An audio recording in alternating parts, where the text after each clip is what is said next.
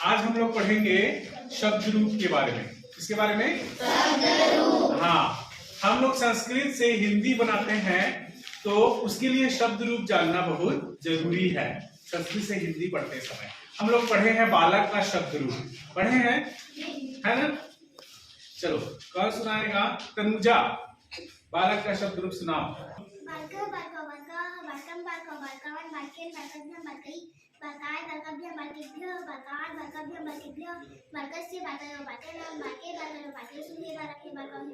Very good. बालक आकारांत pulling. आकारांत pulling मतलब जिसके नाम के अंत में अ आता हो, जिस पुल्लिंग के नाम के अंत में अ आता हो। जैसे बालक बोल रहे तो क में क्या आ रहा है? अ आ रहा है। ऐसे बहुत से लड़के हैं जिनके नाम के अंत में अ आता है। जैसे राम, अंत में क्या आया? मोहन, अंत में। इन सब के शब्द रूप कैसे चलेंगे? बालक के जैसे। कैसे चलेंगे? हाँ, बालक के जैसे चलेंगे। तो बालका, बालको, बालका, बालकम, बालको, बालकान, ऐसे ये शब्द रूप हैं इसके। अब हम लोग शब्द रूप तो पढ़ते हैं संस्कृत में, लेकिन उसका अर्थ हम लोग नहीं जानते, है ना? इसका अर्थ जानने के लिए ही हमने यहाँ पर कारक चिन्ह लिखा है। क्या लिखा है? कारक चिन्ह। हाँ, मैं कारक चिन्ह भी पहले आप लोगों को बता चुका हूँ ना? कितने लोगों को याद है? काफी लोगों को याद है। चलो सिमरन बोलो। कर्ता ने कर्म को करण से के द्वारा संप्रदान के लिए अपदान से अलग होने पर संबंध का के की अधिकरण में प्रकार संबोधन है वो अरे। Very good.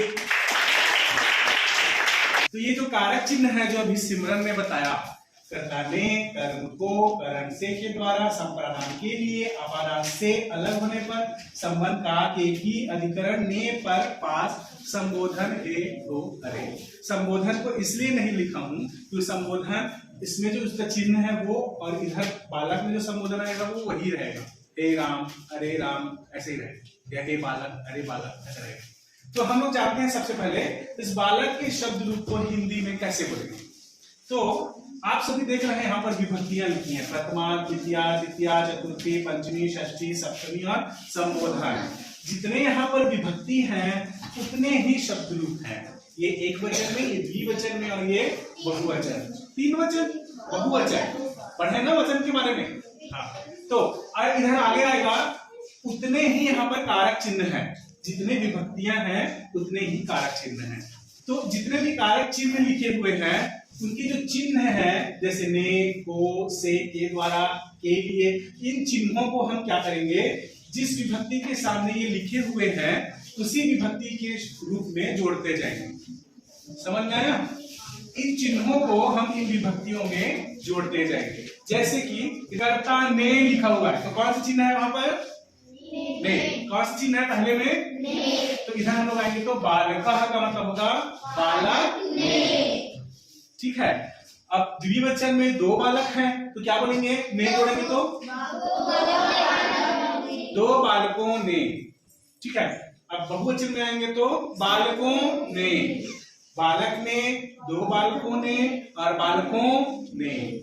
अब हिंदी में बोलेंगे तो लड़के ने, दो लड़कों ने और लड़कों ने, बहुत सारे लड़कों ने। और कई बार ऐसा होता है बालकः का मतलब सिर्फ बालक बस भी होता है।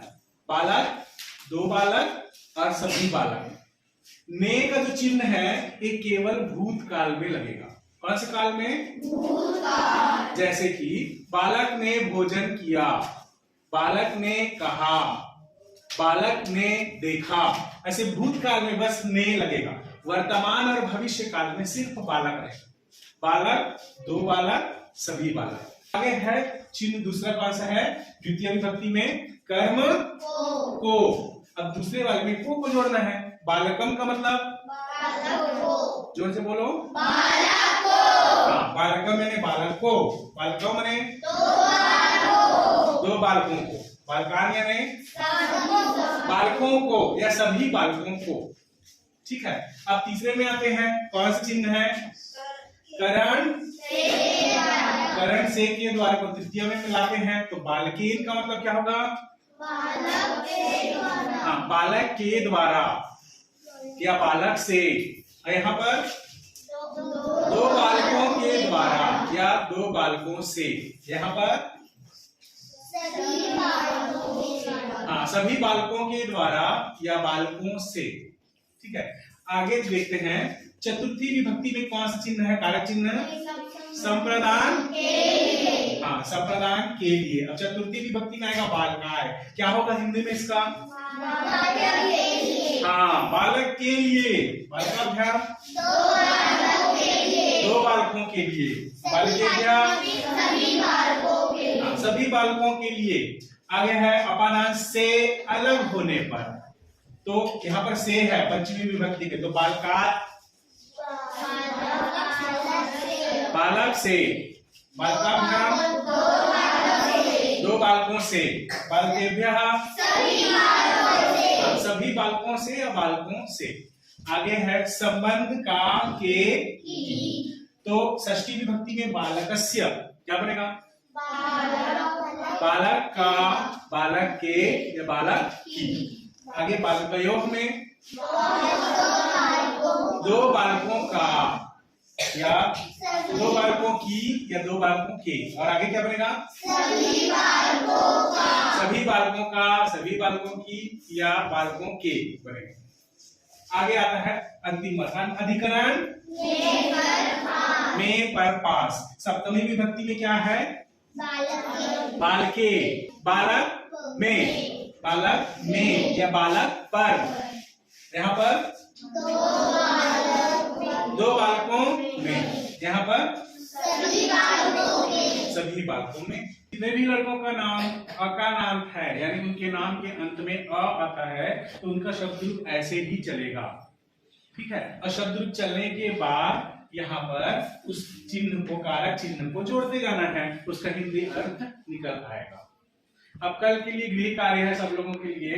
सारे लड़के जिनके नाम के अंत में अ आता होगा, बालक अ है, जिनके भी नाम के अंत में अ, जैसे गुलशन, तीर्थराज आ रहा है, यमन आ रहा है, चंदन आ रहा है, भावेश आ रहा है। जितने भी लड़कों के नाम के अंत में अ आता है, सारे लड़के अपना शब्द रूप बनाकर लाएंगे। ठीक है, और उस शब्द रूप को हिंदी में भी लिखेंगे। लड़कियां क्या करेंगी? अब लड़कियां तो स्त्रीलिंग है, तो लड़कियां क्या करेंगी? मोहन का शब्द रूप बनाकर लाएंगे। मोहन, उसके अंत में भी अ आता है, तो मोहन का शब्द रूप बनाकर लाना है और मोहन के शब्द रूप को हिंदी में भी लिखकर लाना है। अब हम लोग पढ़ेंगे नपुंसकलिंग के शब्द रूप के बारे में। नपुंसकलिंग के शब्द रूप प्रथमा और द्वितीय विभक्ति में अलग होते हैं। जैसे कि यहाँ पर दिया फल का शब्द, फल, फल के अंत में अ आ रहा है, इसलिए वो अकारांत नपुंसकलिंग है। अब उसका शब्द रूप चलेगा फलम फले फलानी, फलम फले फलानी। ठीक है, उसके बाद नीचे के जितने भी शब्द रूप है फल के, वो सेम बालक की तरह चलेंगे। जैसे कि फलेन, फलाभ्याम, फलय, फलाय, फलाभ्याम, फलेभ्यः, फलात्, फलाभ्याम, फलेभ्यः, फलस्य, फलयो, फलानां, फले, फलयो, फलेषु, ए फलम, ए फले, ए फलानि, ऐसे चलेंगे। ये भी सेम वही चीज इसमें भी करेंगे। जितने भी विभक्ति हैं उनके सामने उन्हीं चिन्हों को जोड़ देंगे। जैसे कि फलम, क्या लिखा है? अब इसमें कौन सा चिन्ह लगा है? कर्ता ने, तो फलम या ने? फल ने। अब ने तो फल तो कोई व्यक्ति है नहीं, तो ने नहीं बोलेंगे, उसके लिए केवल फल का उपयोग करेंगे। फल, दो फल और फलों।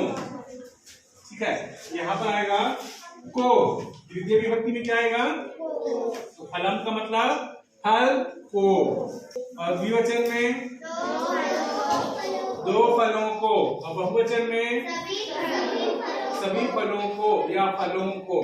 ऐसे ही पूरे फल के शब्द रूप में भी इन चिन्हों को जोड़ते जाना है, तो उसका हिंदी अर्थ निकल आएगा। अब सबको क्या करना है? कल फल के सारे शब्द रूपों को लिख कर लाना है संस्कृत में, तो संस्कृत और हिंदी दोनों में बना के लाना है।